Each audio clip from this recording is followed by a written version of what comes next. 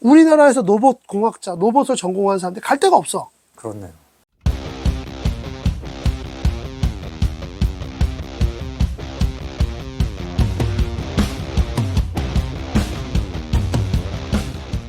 선생님, 궁금한 게 있습니다.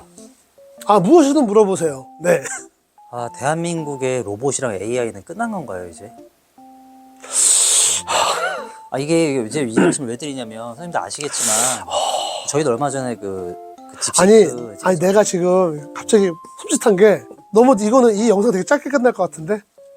아, 그래요? 응. 아, 다시 한번 질문해 줄래? 대한민국의 로봇과 AI 신산업 요건 끝났는가? 끝났어. 아, 그러면 안 가망 되는데. 없어, 이제. 여기서 끝나야 되는데, 그러면.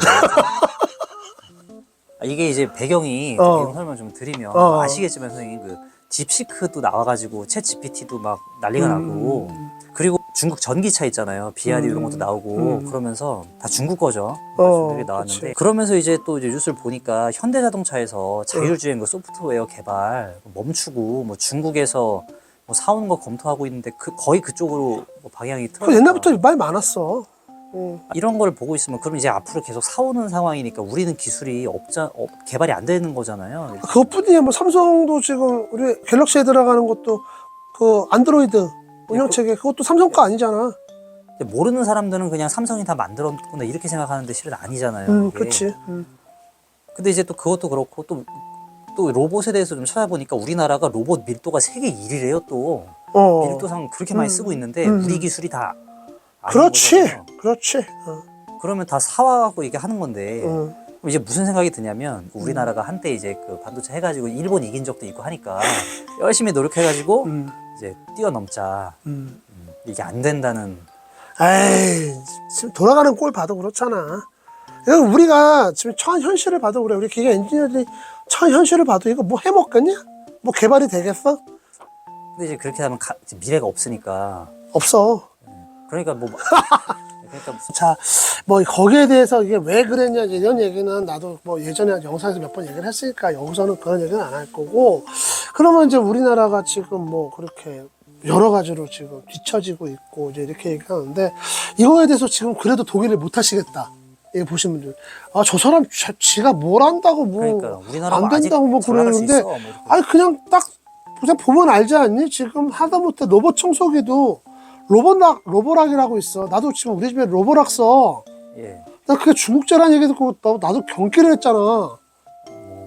아, 그거 중국제야. 근데 너무 잘해. 오히려 삼성하고 LG가 후발주자야.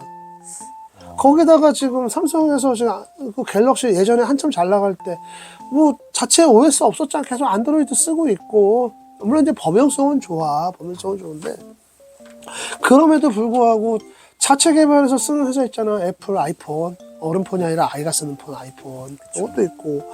그 다음에 지금 아까 말했듯이 자네가 그 우리나라가 세계 뭐 로봇 밀도가 1위라고 그랬잖아. 왜 그렇겠어? 우리나라 반도체 공장들, 정밀 가공 산업들, 로봇 쓰는 데 많단 말이야. 그래, 왜 우리나라는 병원이 많잖아. 네. 그러다 보니까 거기서 쓰는 의료용 로봇들. 근데 봐봐. 의료용 로봇은 죄다 지멘스가 다 먹었어. 거의 지멘스가 먹었고. 그 다음에 반도체 장비는 일본에서 뭐 야스가와라든가 도시바라든가 이런 회사가 다 먹었고. 거기다가 이제 지금 이제 자동차 제조 라인 같은 경우는 생산에 들어가는 로봇 같은 경우 이제 중국제가 이제 슬근슬근 들어오고 있어.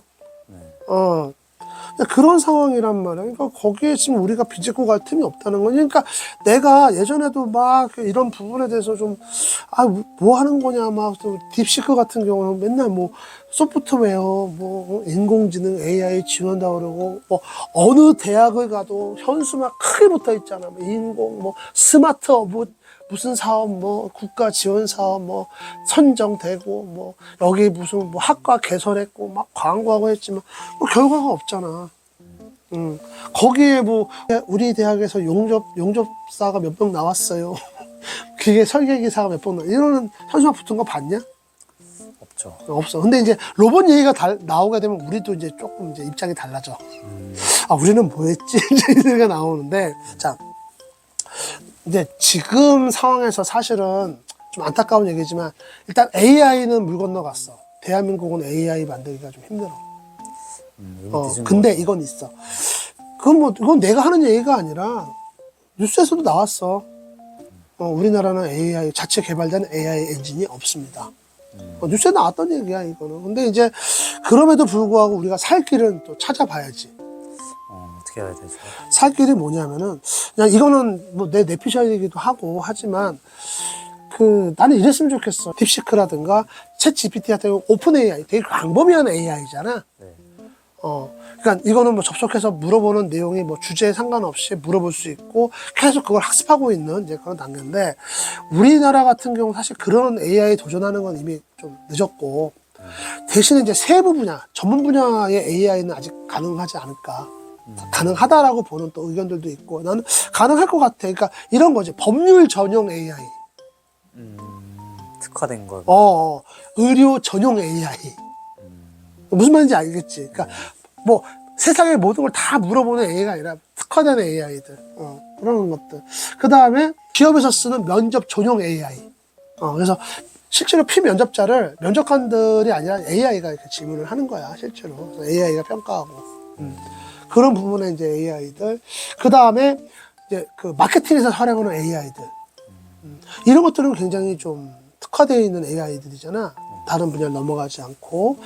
그런 것들 위주로 간다 그러면 앞으로는 그나마 좀 낫지 않을까 싶기는 한데, 문제는 뭐냐면은 그런 것들을 하려고 그러면 사실상 이제 기존에 했던 어떤 그런 실력 있는 개발자들이나 또 소프트웨어 엔지니어들이나 또 이런 데이터 공학자들이 베이스가 받쳐줘야 되거든. 근데 문제는 좀 능력 있는 엔지니어 많이 나왔어, 해외로.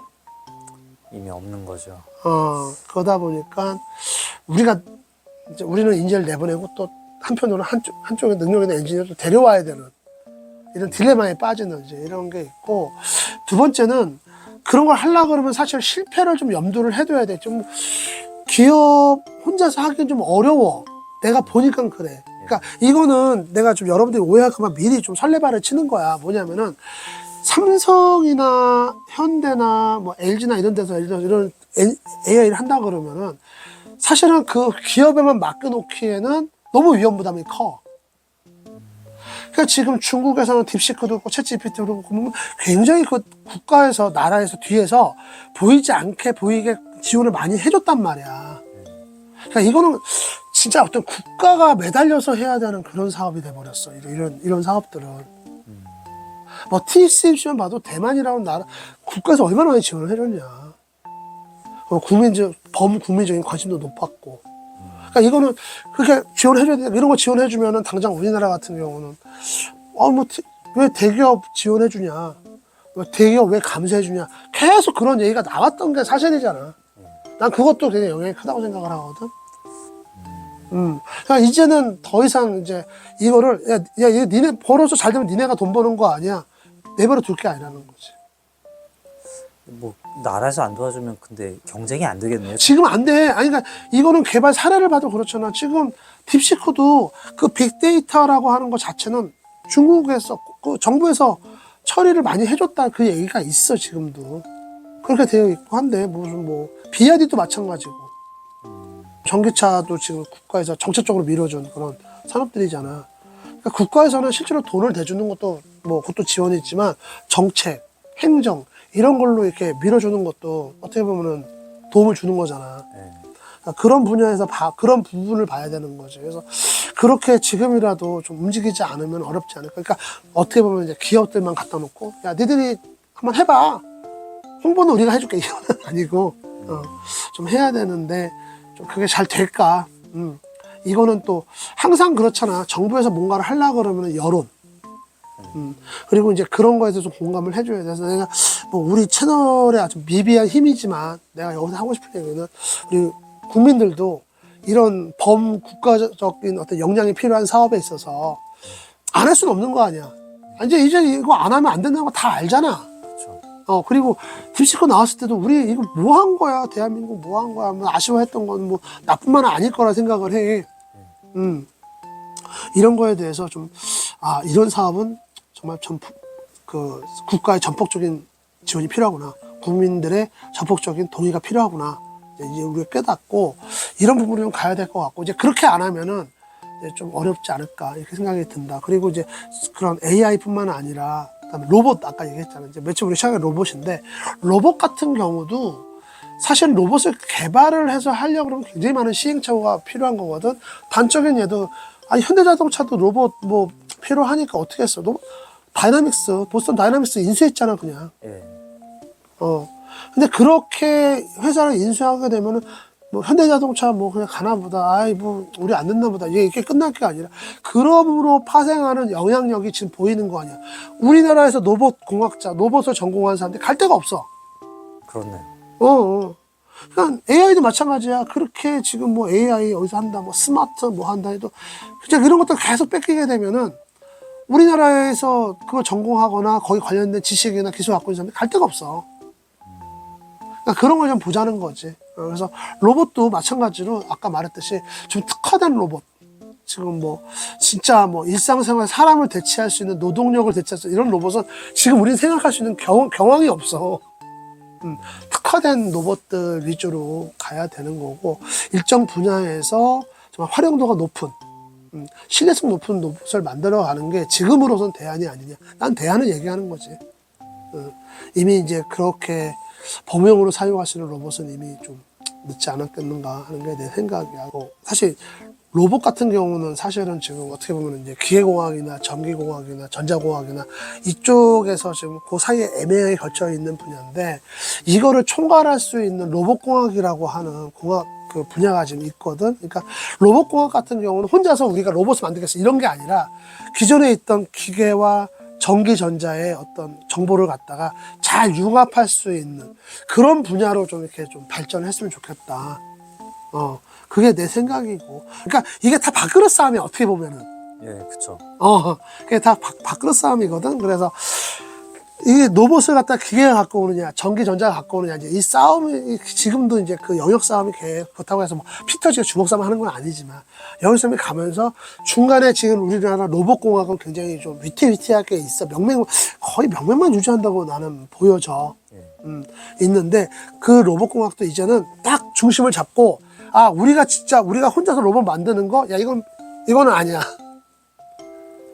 그리고 로봇 전문가라고 해서 혼자서 내가 다 만들 수 있는 건 아니야.